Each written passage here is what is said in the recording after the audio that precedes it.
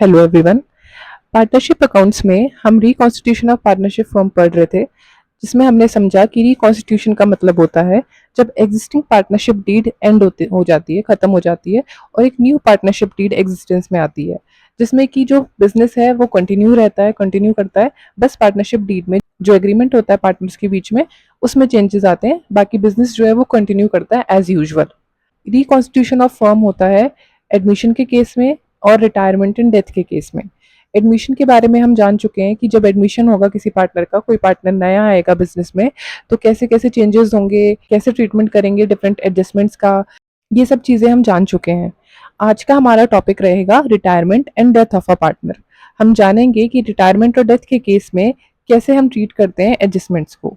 Retirement और death दोनों के केसेस में ऑलमोस्ट जो ट्रीटमेंट है वो सेम रहता है। दोनों ही केसेस में हमें वो अमाउंट निकालनी होती है जो हमें रिटायरिंग पार्टनर को रिटायरमेंट के केस में, और लीगल रिप्रेजेंटेटिव को डेथ के केस में हमें जो अमाउंट देनी होती है वो हमें इसमें कैलकुलेट करनी होती है। और भी इसमें एडजस्टमेंट्स हैं जो हमें करने की ज़रूरत होती है, वो हम वन बाय वन समझेंगे इस चैप्टर में। फिर अभी के लिए हम सबसे पहले इसका मीनिंग जानते हैं। Retirement and death of a partner refers to a situation where an existing partner leaves the partnership due to retirement or passes away. Retirement का मतलब होता है कि जब कोई पार्टनर वॉलंटरली अपनी मर्जी से फर्म को छोड़कर जाता है, पार्टनरशिप फर्म को वो छोड़कर जा रहा है। और डेथ के केस में द पार्टनर पासिस अवे। दोनों ही केसेस में कोई एक पार्टनर फर्म को छोड़कर जा रहा होता है। Although one partner exits the firm, the business generally continues with the remaining partners after making the necessary accounting adjustments. एक पार्टनर छोड़कर तो गया होता है, लेकिन उसकी वजह से बिजनेस में कोई भी चेंज नहीं आता है, बिजनेस कंटिन्यू करता है एज यूजुअल।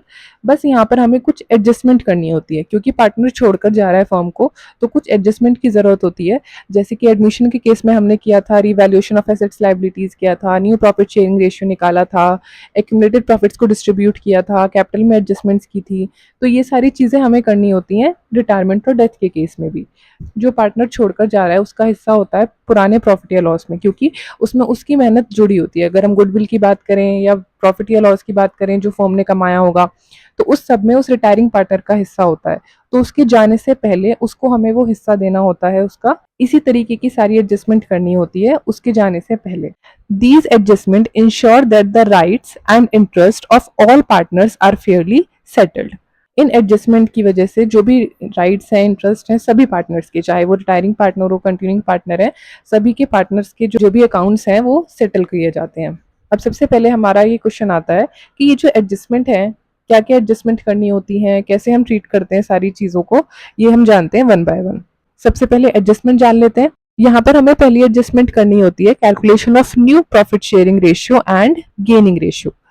जब पार्टनर छोड़कर जा रहा है फर्म को, तो उसको पहले तो हिस्सा मिल रहा था फर्म के प्रॉफिट में, लेकिन क्योंकि अब वो छोड़कर जा रहा है तो उसको कोई हिस्सा नहीं मिलना है। जो कंटिन्यू कर रहे हैं पार्टनर्स, उनका हमें न्यू प्रॉफिट शेयरिंग रेशियो निकालना होगा। जिस रेशियो में वो पहले प्रॉफिट डिस्ट्रीब्यूट कर रहे थे, उस रेशियो में जो पार्टनर छोड़कर जा रहा है उसका भी हिस्सा था। बट अब हमें एक न्यू रेशियो चाहिए जिसमें सिर्फ वो पार्टनर्स हैं जो कंटिन्यू कर रहे हैं, तो इसलिए यहाँ पर हम सबसे पहले निकालते हैं new profit sharing ratio. Second important thing is gaining ratio.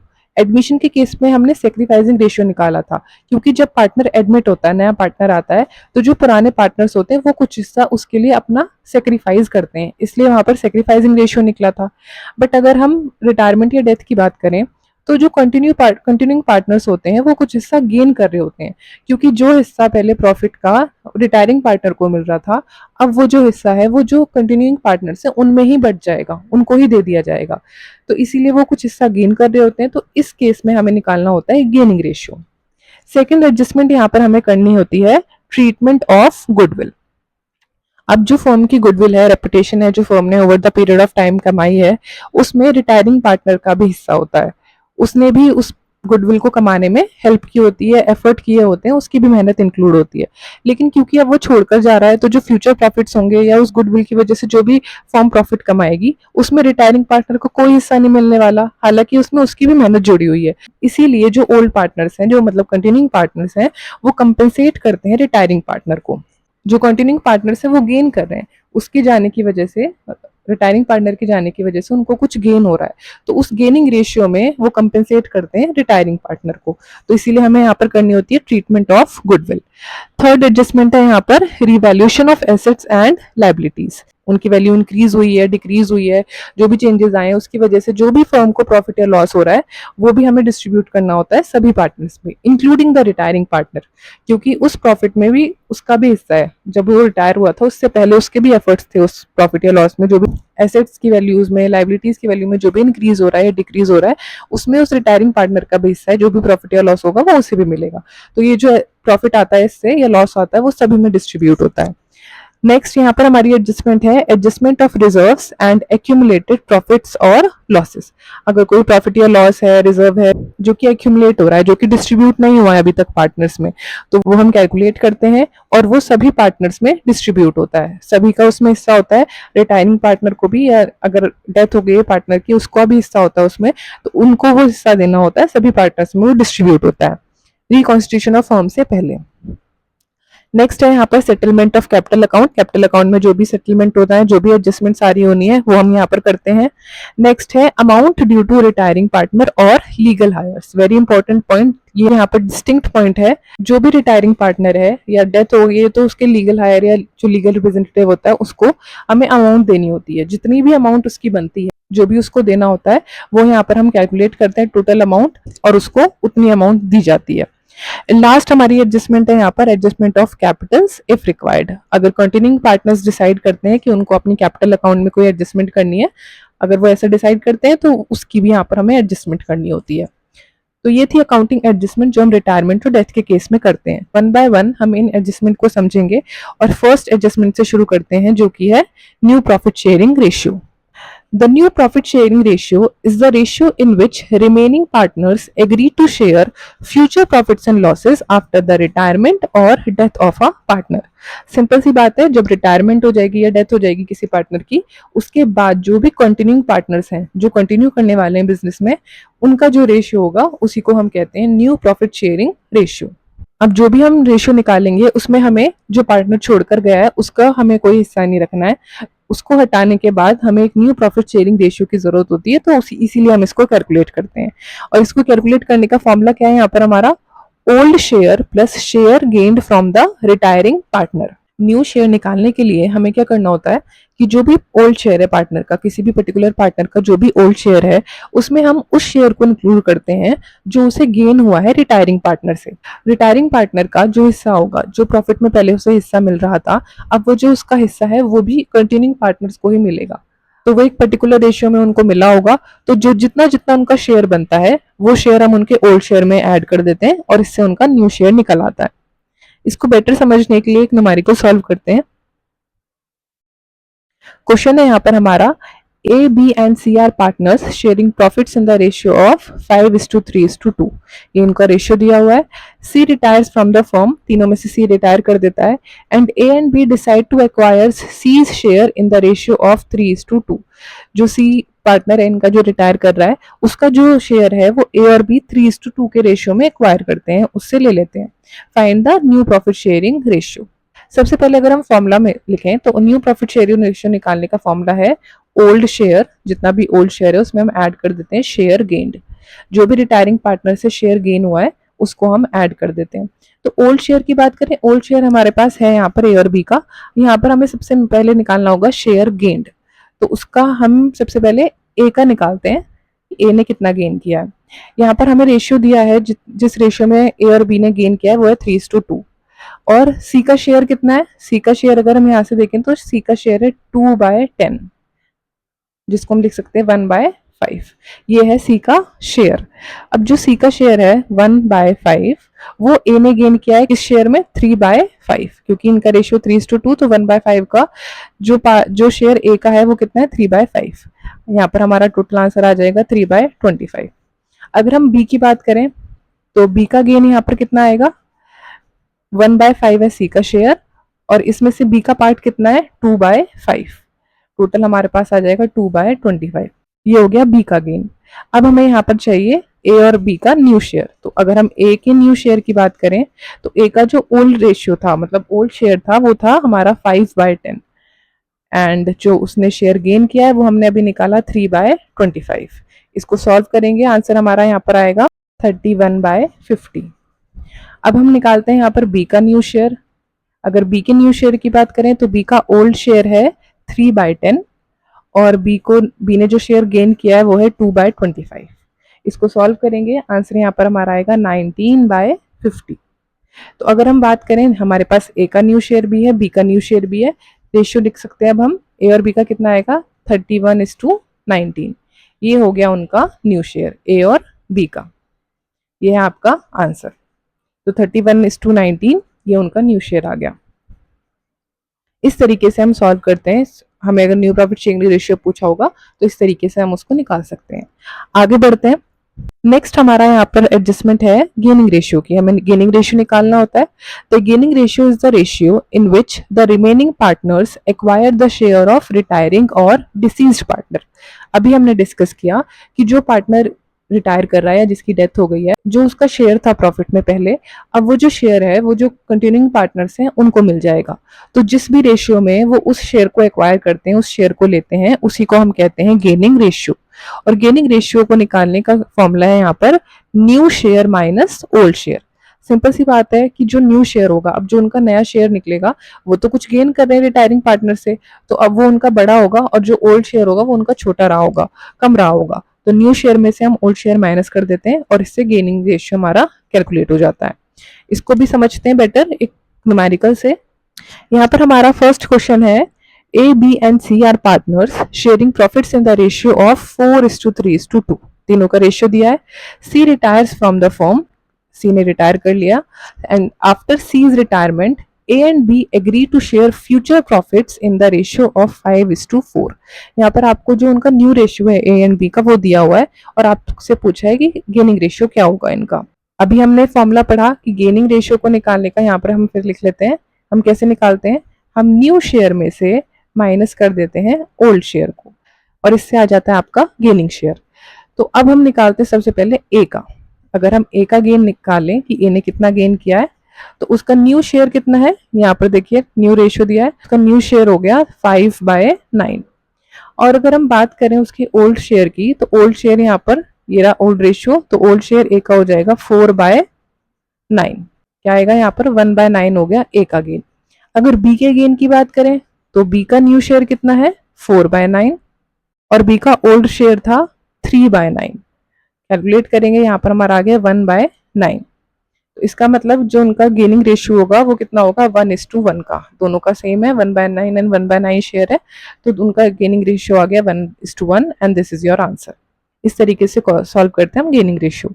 एक सेकंड केस और लेते हैं। यहाँ पर सेकंड क्वेश्चन है A, B and C are partners sharing profits in the ratio of 4:3:2. C retires from the firm. It is agreed that A acquires 3/5 of C share and B acquires the remaining 2/5 of C share. यहाँ पर कुछ नहीं है, यहाँ पर बस आपको थोड़ा सा लैंग्वेज ट्विस्ट करके दिया हुआ है। सिंपल क्वेश्चन है, हम पहले भी इसे कर चुके हैं। जो C का शेयर है वो यहाँ पर है 2/9। अभी बोल रहे हैं कि जो C का शेयर है 2/9, ये A ने एक्वायर किया 3/5, B ने एक्वायर किया 2/5 शेयर। अगर हमें निकालना हो ए का गेन, तो ए का गेन हम कैसे निकाल लेंगे, सी का शेयर था 2/9, उसमें से ए को कितना मिला 3/5 पार्ट, तो कैलकुलेट करेंगे हमारा आंसर आएगा 6/45। और अगर बी की बात करें तो बी का गेन कितना आएगा, सी का शेयर था 2/9 और इसमें से बी को मिला कितना 2/5 शेयर, टोटल आ जाएगा 4/45। तो ये हो गया हमारा 6:4 का रेशियो, या जिसे हम लिख सकते हैं 3:2। तो ये हो गया ए और बी का गेनिंग रेशियो। सिर्फ यहाँ पर आपको थोड़ा सा लैंग्वेज ट्विस्ट करके दिया है, क्वेश्चन बिल्कुल सेम है। तो इस तरीके से हम गेनिंग रेशियो कैलकुलेट कर सकते हैं। आगे नेक्स्ट टॉपिक पर बढ़ते हैं। नेक्स्ट यहाँ पर हमारी एडजस्टमेंट है treatment of goodwill. When a partner retires, they are entitled to their share of goodwill because they helped create the firm's reputation and earning capacity. Hence, the retiring or deceased partner is compensated for a share of goodwill by the continuing partners in their gaining ratio. यहाँ पर आपको सबसे पहले चीज ये समझनी है कि जो गुडविल होती है फर्म की, जो रेपुटेशन कमाई होती है over the period of time, उसमें सभी के एफर्ट्स हैं। जो रिटायरिंग पार्टनर है या जिस पार्टनर की डेथ हो गई है, उस पार्टनर का भी उसमें हिस्सा है, उसके भी एफर्ट से वो कमाई गई है। तो जब वो छोड़कर जा रहा है, उसके बाद जो पार्टनर्स हैं वो कुछ हिस्सा गेन कर रहे होते हैं, और जो भी उन्हें प्रॉफिट होगा, फ्यूचर में प्रॉफिट होगा उस गुडविल की वजह से, वो सिर्फ उन्हीं को मिलेगा। रिटायरिंग पार्टनर को, जो पार्टनर छोड़कर जा रहा है या जिसकी डेथ हो गई, उसको कोई हिस्सा नहीं मिलने वाला है, हालांकि उसके भी एफर्ट्स उसमें जुड़े हुए हैं। तो इसी चीज की कंपेंसेशन के लिए, इसको कंपेंसेट करने के लिए, जो कंटिन्यूइंग पार्टनर्स हैं वो उसको देते हैं शेयर ऑफ गुडविल। उसका जितना भी शेयर बनता है उस गुडविल में, उसको दिया जाता है, उसको एज कंपेंसेशन। अब यहाँ पर आपको जो मेन बात ध्यान रखनी है वो ये कि उसको जो कंपेंसेशन दिया जाता है वो गेनिंग रेशियो में दिया जाता है। सिंपल सी बात है, जिस रेशियो में जो ओल्ड पार्टनर्स मतलब कंटिन्यूइंग पार्टनर्स हैं, जितना भी हिस्से का उनको फायदा हो रहा है, जितना भी वो गेन कर रहे हैं, वो उसी रेशियो में उसको कंपेंसेट करते हैं, उसका शेयर ऑफ गुडविल। तो इसलिए हमें गुडविल की ट्रीटमेंट करना यहाँ पर इंपॉर्टेंट पॉइंट है, इंपॉर्टेंट एडजस्टमेंट है। अब यहाँ पर जैसे कि हमने एडमिशन के केस में कुछ केसेस समझे थे, यहाँ पर भी आपको वन बाय वन समझने हैं कुछ केसेस। सबसे पहले तो मेन पॉइंट आपको ये समझना है कि जो गुडविल है वो दो केस हो सकते हैं, कि या तो गुडविल है ही नहीं बुक्स में, वो अपीयर कर ही नहीं रही है, या फिर गुडविल एग्जिस्ट कर रही है बुक्स ऑफ अकाउंट्स में। तो सबसे पहला केस हम समझते हैं कि अगर बुक्स में गुडविल शो हो ही नहीं रही है, मतलब उनकी जो बैलेंस शीट है उसमें गुडविल शो नहीं हो रही है, अपीयर नहीं कर रही है, तो उस केस में हमारे यहाँ पर 4 केसेस में बटे हुए हैं। सबसे पहला केस देखते हैं। First case is goodwill is raised at its full value and retained in the books. अगर पार्टनर्स ये डिसाइड करते हैं कि जो गुडविल की वैल्यू है वो फुल्ली रेज करेंगे और उसको बुक्स में ही रखेंगे, मतलब वो चाहते हैं कि उनका जो फ्यूचर बैलेंस शीट बने उसमें गुडविल शो हो, तो ऐसे केस में क्या करते हैं कि हम गुडविल रेज करते हैं। सिंपल सी बात है, जब हम गुडविल रेज कर रहे हैं, जब हम गुडविल ऐड कर रहे हैं, बढ़ा रहे हैं, तो गुडविल हमारा एसेट है। एसेट जब बढ़ेगा तो हम उसको क्या कर देते हैं, गुडविल अकाउंट डेबिट कर देते हैं। एसेट बढ़ता है तो उसका अकाउंट हम डेबिट करते हैं, गुडविल अकाउंट डेबिट हो गया। और इसका जो बेनिफिट है वो किसको मिल रहा है, सभी पार्टनर्स को, इंक्लूडिंग द रिटायरिंग पार्टनर। तो ऑल पार्टनर्स कैपिटल अकाउंट यहाँ पर क्रेडिट हो जाता है, सभी पार्टनर्स को उसका बेनिफिट मिलता है। अब क्योंकि यहाँ पर हमें बुक्स में रिटेन करनी है वैल्यू, मतलब ये जो गुडविल की वैल्यू है ये हमें बुक्स में रखनी है, बैलेंस शीट में शो होनी है, तो इस एंट्री के बाद हम और कोई एंट्री नहीं करेंगे। और इसके बाद क्या होगा, इसके बाद जो बैलेंस शीट है उसमें गुडविल शो करेगी। सेकंड यहाँ पर केस है कि goodwill is raised at its full value and written off immediately. मतलब गुडविल बढ़ाई तो जा रही है, गुडविल की वैल्यू बढ़ाई जा रही है, क्योंकि बुक्स में तो शो हो नहीं रही है, तो वो गुडविल कैलकुलेट करते हैं और गुडविल की वैल्यू बढ़ाई जाती है, रेस की जाती है, लेकिन उसको वो रिटन ऑफ कर देते हैं। मतलब वो नहीं चाहते कि आगे उनकी बैलेंस शीट में गुडविल शो हो, जो आगे वो बैलेंस शीट बना है उसमें वो गुडविल नहीं दिखाना चाहते हैं, तो उस केस में वो राइट ऑफ कर देते हैं, हटा देते हैं। तो इस केस में सबसे पहले जो हमारी एंट्री होती है वो होती है goodwill account debit to all partners capital account. जैसे हमने गुडविल रेज की थी फर्स्ट केस में, तो यहाँ पर भी हम रेज कर रहे हैं, गुडविल बढ़ा रहे हैं, तो गुडविल अकाउंट हमने डेबिट कर दिया, एसेट बढ़ रहा है, और इसका बेनिफिट सभी पार्टनर्स को देते हुए, रिटायरिंग पार्टनर को इंक्लूड करके, हमने ऑल पार्टनर्स का कैपिटल अकाउंट यहाँ पर क्रेडिट कर दिया। बट क्योंकि अब हमें यहाँ पर इसको राइट ऑफ करना है, हटाना है, हम आगे नहीं चाहते कि ये शो हो बुक्स में, तो यहाँ पर हम क्या करते हैं, दूसरी entry continuing partners capital account debit to goodwill account. अब हम गुडविल को हटा रहे हैं, जब हम किसी एसेट को हटाएंगे, रिमूव करेंगे, तो हमें उसका अकाउंट क्रेडिट करना होगा, क्योंकि अब हम गुडविल को घटा रहे हैं, एसेट घट रहे हैं, तो हमने अकाउंट क्रेडिट कर दिया। लेकिन यहाँ पर हमें बात ध्यान रखनी है कि सिर्फ कंटिन्यूइंग पार्टनर्स का कैपिटल अकाउंट ही डेबिट होगा, क्योंकि जो रिटायरिंग पार्टनर है उसको हमने बेनिफिट दे दिया फर्स्ट एंट्री से, उसको बेनिफिट मिल चुका है गुडविल का, उसको कंपेंसेशन उसकी मिल गई। लेकिन अब जब हम राइट ऑफ कर रहे हैं तो उसका जो बर्डन है वो सिर्फ और सिर्फ कंटिन्यूइंग पार्टनर्स ही बियर करेंगे, क्योंकि उसका जो बेनिफिट है फ्यूचर में वो सिर्फ उन्हें मिलने वाला है, तो उसका बर्डन भी सिर्फ उन्हीं को बियर करना है। इसलिए यहाँ पर हमने सिर्फ और सिर्फ कंटिन्यूइंग पार्टनर्स का कैपिटल अकाउंट डेबिट किया है। थर्ड यहाँ पर हमारा केस है goodwill is raised to the extent of retired और deceased partner share and written off immediately. अब यहाँ पर तीसरा केस अगर बात करें तो यहाँ पर ये है कि हम अभी तक दो केसेस में जो गुडविल की वैल्यू है वो फुली रेस कर रहे थे, मतलब जितने की गुडविल है उतनी पूरी पूरी अमाउंट हम रेस कर रहे थे। बट हम तीसरे केस में क्या कर रहे हैं, हम सिर्फ उतना ही हिस्सा गुडविल का रेस कर रहे हैं जितना हिस्सा रिटायरिंग पार्टनर का है। मान लेते हैं कि जो रिटायरिंग पार्टनर है उसका 1/5 शेयर है, और फॉर्म की जो गुडविल आई वो आई 6 लाख रुपीस, जो उनकी वैल्यूएशन होकर आई। तो इस केस में, थर्ड केस में, हम कितना हिस्सा बढ़ाएंगे, सिर्फ और सिर्फ जितना हिस्सा रिटायरिंग पार्टनर का है, 6 लाख का 1/5 इतना शेयर मिलेगा किसको, रिटायरिंग पार्टनर को। तो हम सिर्फ इतना ही हिस्सा गुडविल का रेस करेंगे। कितना हिस्सा बनता है, 1,20,000। तो हम सिर्फ गुडविल की वैल्यू 1,20,000 से बढ़ाएंगे। यहाँ पर हम एंट्री करते हैं, पहली एंट्री होगी goodwill account debit to retired और डिसीज्ड पार्टनर्स कैपिटल अकाउंट। यहाँ पर हम गुडविल रेज कर रहे हैं तो गुडविल अकाउंट डेबिट हो गया, एसेट बढ़ रहा है, गुडविल हमने क्रिएट कर दी।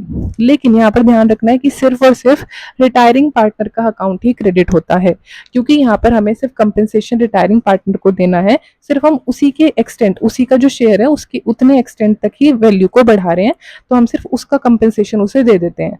लेकिन अब हमने एक यहाँ पर सेकंड पॉइंट देखा कि यहाँ पर हमें राइट ऑफ भी करना है।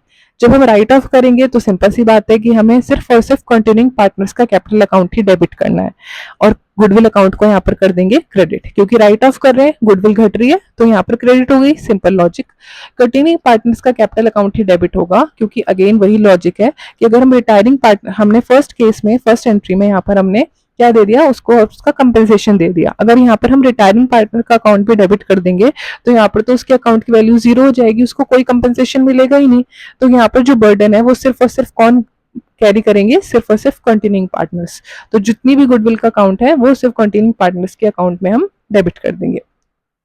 लास्ट यहाँ पर हमारा केस है no goodwill account is raised. अगर हमें गुडविल अकाउंट रेज ही नहीं करना, हम गुडविल अकाउंट को दिखाना ही नहीं चाहते हैं।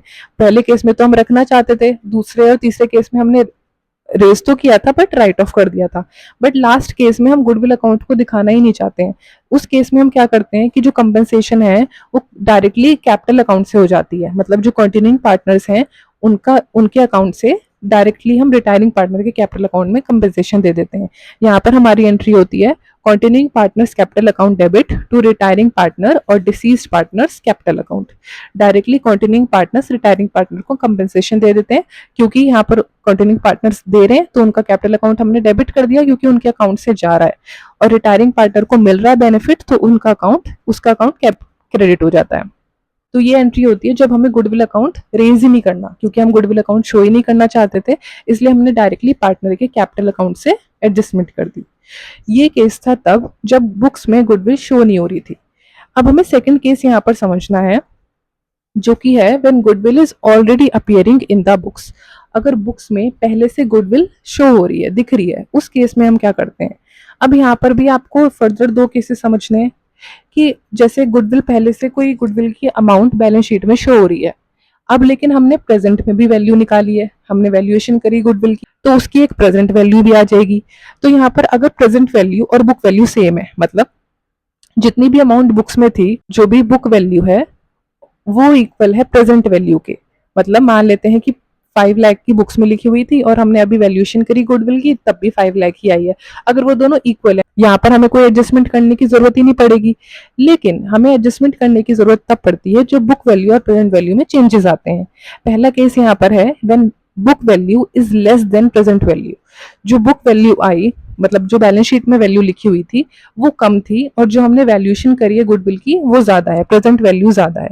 इस केस में हमें क्या करना होता है, क्योंकि बैलेंस शीट में वैल्यू कम है तो इसका मतलब अब हम उसे बढ़ाने की जरूरत है, बैलेंस शीट में हमें ज्यादा वैल्यू शो करनी पड़ेगी क्योंकि प्रेजेंट वैल्यू ज्यादा निकल कर आई है।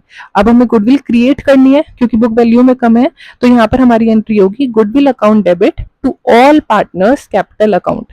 और किस अमाउंट से होगा, जितने अमाउंट से हमें उसे रेज करना है, मतलब with the excess of present value over the book value. जितने अमाउंट की कमी है, मतलब बुक वैल्यू में मान लेते हैं 5 लाख की लिखी हुई है और जो अभी निकल कर आई वो आई है 6 लाख की। यहाँ पर हमने एग्जांपल लिया कि 5 लाख की यहाँ पर बुक वैल्यू थी और 6 लाख प्रेजेंट वैल्यू निकल कर आई है अभी, तो इसका मतलब हमें 1 लाख की यहाँ पर कमी पड़ रही है बुक्स में। तो जो हम एंट्री करेंगे वो किससे करेंगे, 1 लाख रुपीज से। 1 लाख रुपीज से यहाँ पर दोनों में हो जाएगा, पार्टनर के कैपिटल अकाउंट में हम ट्रांसफर कर देंगे गुडविल को। गुडविल क्रिएट हो जाएगी 1 लाख रुपीज से और फाइनली बुक्स में शो होने लगेगी 6 लाख रुपीज की। बट यहाँ पर दूसरा केस है जहां पर book value is greater than present value, मतलब कि बुक वैल्यू में लिखी हुई थी 6 लाख रुपीज और एक्चुअली में प्रेजेंट में कितने निकल कर आई, 5 लाख रुपीज। इसका मतलब बुक्स में ज्यादा लिखी हुई है, जब ज्यादा लिखी हुई है तो अब हमें वैल्यू कम करनी पड़ेगी। तो कम करने के लिए हम क्या करेंगे, गुडविल अकाउंट को, सिंपल सी बात है, जब हम गुडविल कम करेंगे, एसेट कम घटा रहे हैं हम, तो गुडविल अकाउंट हमने क्रेडिट कर दिया और डेबिट कर देंगे all partners capital account with the excess of book value over present value. जितने का भी उनका डिफरेंस होता है, यहाँ पर 1 लाख का डिफरेंस है तो 1 लाख से हम गुडविल घटा देंगे और फाइनली बुक्स में शो होने लगेगी 5 लाख रुपीज की गुडविल, जो कि प्रेजेंट वैल्यू है। जब गुडविल पहले से अपीयर हो रही होती है, इस तरीके से हम उसको ट्रीट करते हैं। नेक्स्ट टॉपिक पर आते हैं। नेक्स्ट टॉपिक है यहाँ पर हमारा hidden goodwill. If the firm agrees to settle the retiring or deceased partner by paying more than the amount due based on their capital account after all necessary adjustments such as reserves, revaluation of assets and liabilities, accumulated profit or losses, the extra amount is treated as the retiring partner's share of hidden goodwill. Hidden goodwill कैसे निकलती है यहाँ पर? जैसे कि हमने यहाँ पर डिस्कस किया कि जो रिटायरिंग पार्टनर है, जिस पार्टनर की डेथ हो गई, उसे हमें कुछ अमाउंट देनी होती है, उसका हिस्सा देना होता है। तो वो हमने कैलकुलेट किया कि इतनी अमाउंट उसको पे करनी है। तो जो भी एडजस्टमेंट के बाद उसकी अमाउंट ड्यू आई, एक हमने कैलकुलेट करके अमाउंट रख ली। लेकिन हमने जो उसे एक्चुअली अमाउंट पे की वो उससे ज्यादा थी, तो जितनी भी का भी उसमें डिफरेंस होगा वही हमारी होती है हिडन गुडविल। इसको कैलकुलेट करने का फॉर्मूला होता है amount paid to retiring partner minus amount actually due. तो मान लेते हैं कि अमाउंट जो एक्चुअली ड्यू थी वो थी उसको 1,00,000 रुपीज। ठीक है, इतनी हमने कैलकुलेट करके हमें हमारी अमाउंट है, हमने एडजस्टमेंट कर ली, सारी एडजस्टमेंट करने के बाद इतनी उसकी अमाउंट ड्यू आई। लेकिन हमने उसे एक्चुअली में कितना पे किया? हमने उसे एक्चुअली में किया 1,50,000 रुपीज। इतना हमने उसे एक्चुअली में पे किया था। तो ये जो डिफरेंस आ रहा है 50,000 रुपीज का, यही उसकी क्या है? Hidden goodwill. इस तरीके से हम हिडन गुडविल कैलकुलेट करते हैं। इसमें हमें कुछ नहीं करना, सिंपली जो हम अमाउंट उसको पे कर रहे हैं रिटायरिंग पार्टनर को, अगर वो ज्यादा है उस अमाउंट से जो हमने कैलकुलेट करी है एडजस्टमेंट करने के बाद, तो जितने का भी डिफरेंस होता है वही हमारी हिडन गुडविल होती है। तो इस तरीके से हम कैलकुलेट करते हैं हिडन गुडविल।